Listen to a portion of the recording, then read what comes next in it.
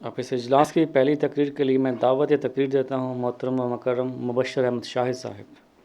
اشہد ان لا الہ الا اللہ وحدہ لا شریک لہ واشہد ان محمدا عبدہ ورسولہ اما بعد فاعوذ باللہ من الشیطان الرجیم بسم اللہ الرحمن الرحیم۔ احمدی بہنوں، بھائیوں اور بزرگوں، السلام علیکم ورحمۃ اللہ وبرکاتہ۔ میں کوئی لمبی تقریر نہیں کروں گا، چند باتیں عرض کروں گا۔ پہلی بات تو یہ ہے کہ پیش گوئی مسلم موعود کے بارے میں حضرت مسیح موعود علیہ الصلوۃ والسلام کے الہام اور قرآن کریم کی روح سے خلیفہ ثانی مرزا بشیر الدین محمود احمد پیش گوئی مسلم موعود کے دائرہ بشارت میں ہی نہیں آتے، اور ان کا دعویٰ مسلم موعود بالکل غلط دعویٰ ہے۔ اب خلیفہ مرزا مسرور احمد نے خلیفہ ثانی کے جھوٹے دعویٰ مسلم موعود کو سچا ثابت کرنے کی ناکام کوشش کرتے رہتے ہیں۔ آپ نے سنا ہوگا کہ ہر خطبہ جمعہ میں مسلم موعود کا ذکر ضرور کرتے ہیں۔ خطبہ جمعہ 14 نومبر 2014 میں خلیفہ مرزا مسرور فرماتے ہیں کہ حضرت مسلم موعود اپنے بارے میں فرماتے ہیں کہ میں علمی طور پر بتلاتا ہوں کہ میں نے حضرت صاحب یعنی حضرت مسیح موعود علیہ الصلوۃ والسلام کو والد ہونے کی وجہ سے نہیں مانا تھا، بلکہ جب میں 11 سال کے قریب کا تھا تو میں نے مصمم ارادہ کیا تھا کہ اگر میری تحقیقات میں وہ نعوذ باللہ جھوٹے نکلے تو میں گھر سے نکل جاؤں گا۔ اس کا مطلب یہ ہے کہ مرزا بشیر الدین محمود احمد نے حضرت مسیح موعود علیہ الصلوۃ والسلام کی بیعت بھی 1898 میں کی ہے، لیکن بیعت کرنے سے پہلے کے واقعات میں بھی مسلم موعود ضرور بناتے ہیں۔ مرزا مسرور احمد 17 اپریل 2015 کے خطبہ جمعہ میں خلیفہ مرزا مسرور فرماتے ہیں، پھر حضرت مسلم موعود صوفی احمد جان صاحب کے واقعات کے بارے میں فرماتے ہیں۔ سوال اب دیکھنا یہ ہے کہ جب صوفی احمد جان فوت ہوئے تھے اس وقت مرزا بشیر الدین محمود احمد پیدا بھی نہیں ہوئے تھے، لیکن پھر بھی مسلم موعود۔ آپ 17 اپریل 2015 کے خطبہ جمعہ میں یہ واقعات سن سکتے ہیں۔ پھر کتے کو ٹیپو ٹیپو کہہ دیا تو مسلم موعود۔ مسجد میں نماز پڑھنے جا رہے تھے تو کسی نے کہہ دیا کہ مسجد بھری ہوئی ہے، تو مسلم موعود نے آ کر ویسے ہی کہہ دیا حضرت مسیح موعود علیہ الصلوۃ والسلام کو۔ کوئی بات ہو تو مسلم موعود۔ مرزا بشیر الدین محمود احمد 2-3 سال کے ہوں گے، اس وقت کے واقعات میں بھی مسلم موعود نے یہ کہا، مسلم موعود نے وہ کہا۔ پھر خلیفہ مرزا مسرور احمد بعض روایت خلیفہ ثانی کی بیان کرتا رہتا ہے مسلم موعود ثابت کرنے کے لیے، لیکن خلیفہ مرزا مسرور اپنے دماغ سے یہ نہیں سوچتا کہ خلیفہ ثانی نے بعض جگہ جھوٹ سے کام لیا ہے، یہ ویسے ہی جھوٹ بیان کرتا رہتا ہے۔ میں صرف ایک مثال بیان کرتا ہوں۔ ایک واقعہ ہے مولوی نظام الدین کا، تاریخ احمدیت جلد 1 صفحہ 406-407۔ مولوی نظام الدین صاحب کی بیعت کا واقعہ۔ مولوی نظام الدین صاحب اور مولوی محمد حسین صاحب کے مکان پر آپس میں گفتگو ہوئی۔ مولوی نظام الدین نے کہا کہ حضرت مسیح کی زندگی پر بھی کوئی قرآن شریف میں کوئی آیت ہے؟ مولوی صاحب نے کہا کہ 20 آیتیں قرآن شریف میں موجود ہیں۔ مولوی نظام الدین صاحب فوراً حضرت اقدس کی مجلس میں حاضر ہوئے اور کہا کہ آپ کے پاس کیا اس بات کی کوئی دلیل ہے کہ حضرت عیسیٰ علیہ السلام وفات پا گئے ہیں۔ حضرت اقدس نے فرمایا کہ قرآن شریف ہے۔ مولوی نظام الدین صاحب نے کہا کہ اگر قرآن شریف میں حضرت عیسیٰ علیہ السلام کے زندہ ہونے کی کوئی آیت موجود ہو تو آپ مان جائیں گے؟ حضرت اقدس علیہ السلام نے فرمایا ہاں ہم مان جائیں گے۔ مولوی صاحب نے کہا میں 1 2 نہیں 20 آیات قرآن کریم کی حضرت عیسیٰ کی زندگی پر لے آؤں گا۔ حضرت اقدس علیہ السلام نے فرمایا 20 کیا اگر آپ ایک ہی آیت لے آئیں گے تو میں قبول کر لوں گا۔ ساتھ ہی فرمایا مولوی صاحب یاد رہے آپ کو یا کسی اور کو ایک آیت بھی حضرت عیسیٰ علیہ السلام کی زندگی کی نہیں ملے گی۔ مولوی نظام الدین صاحب نے کہا آپ اپنی بات پر پکے رہیں، میں 20 آیتیں ابھی لائے دیتا ہوں۔ چنانچہ وہ مولویوں کے پاس پہنچے اور کہا کہ مرزا صاحب کو ہرا آیا ہوں۔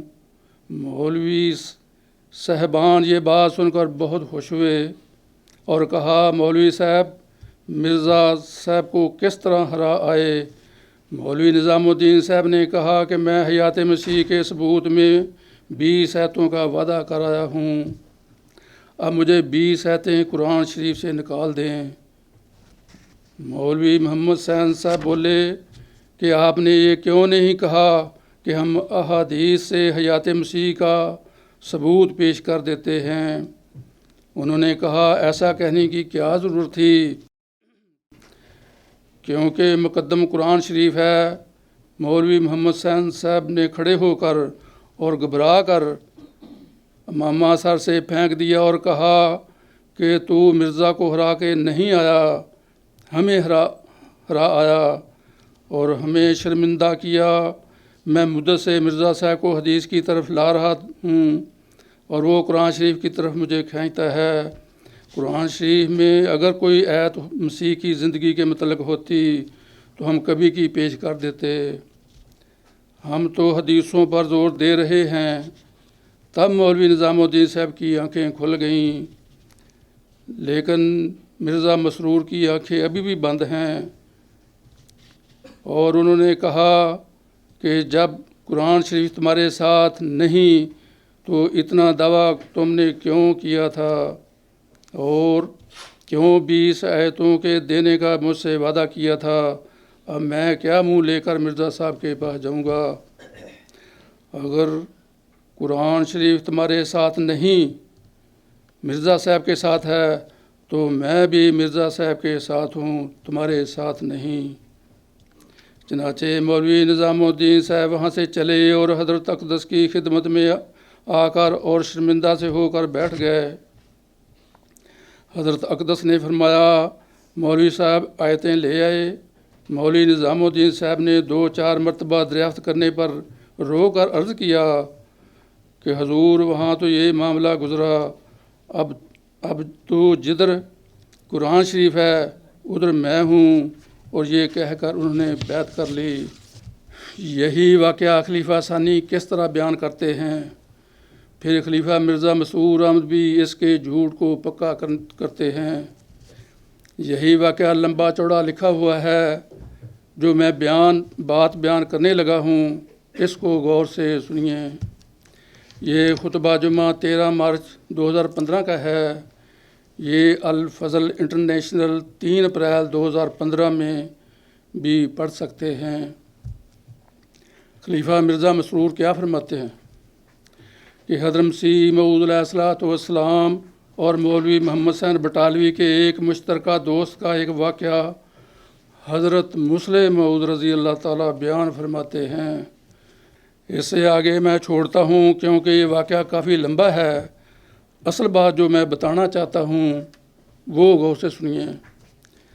پھر کہنے لگے مولوی نظام الدین اچھا اگر میں قرآن مجید سے سینکڑوں آیتیں اس امر کے ثبوت میں دکھا دوں کہ حضرت عیسیٰ علیہ السلام آسمان پر زندہ چلے گئے ہیں تو آپ مان جائیں گے؟ حضرت مسیح موعود علیہ الصلوۃ والسلام نے فرمایا کہ سینکڑوں آیات کا تو ذکر کیا، اگر آپ ایک ہی آیت مجھے ایسی دکھا دیں تو میں مان لوں گا۔ پھر کہنے لگے اچھا سینکڑوں نہ صحیح، میں اگر 100 آیتیں ہی حیات مسیح کے ثبوت میں پیش کر دوں۔ پھر کہنے لگے 100 نہ صحیح 50 آیتیں اگر میں پیش کر دوں۔ آخر کہنے لگے کہ اچھا 10 آیتیں اگر میں پیش کر دوں تو پھر آپ معذور مان جائیں گے۔ اب مرزا بشیر الدین محمود احمد کے جھوٹ کا پتہ چل گیا ہوگا۔ یہ خطبات محمود جلد 13 صفحہ 416 سے 418، خطبہ جمعہ 8 اپریل 1932 میں یہ فرماتے ہیں۔ رہی بات خلیفہ مرزا مسرور کی، اگر دعا کرنے کا لکھا نہ ہو تو خلیفہ مرزا مسرور دعا بھی نہیں کرواتے۔ اس کی ایک مثال دیتا ہوں۔ میرا خیال ہے یہ 2003 کے جلسہ سالانہ لندن UK دوسرے دن کی لجنہ کی طرف خلیفہ مرزا مسرور احمد تقریر کرنے کے بعد جانے لگے تو صدر لجنہ نے کہا کہ حضور دعا کروا دیں۔ خلیفہ مرزا مسرور آگے سے کیا کہتے ہیں کہ یہاں لکھا نہیں ہے، یعنی دعا کا۔ صدر لجنہ نے پھر دوبارہ کہا کہ پھر بھی حضور دعا کروا دیں، کیونکہ وہاں لکھا نہیں تھا دعا کا۔ مرزا مسرور احمد نے لجنہ میں دعا نہیں کروائی۔ پھر تیسرے دن بیعت لینے کے بعد سجدہ کرنا ہوتا ہے۔ جو لکھے ہوئے بیعت کرنے کے الفاظ پڑھ رہا تھا مرزا مسرور، وہاں نیچے موٹا کر کے لکھا تھا سجدہ، یعنی سجدہ کرنا ہے، کہیں پھر بھول نہ جانا۔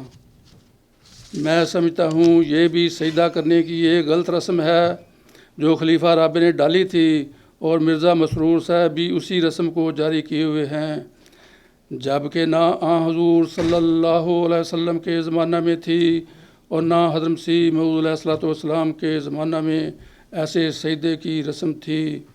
میں نے کہیں نہیں پڑھا، اللہ تعالیٰ ان کو سمجھ دے۔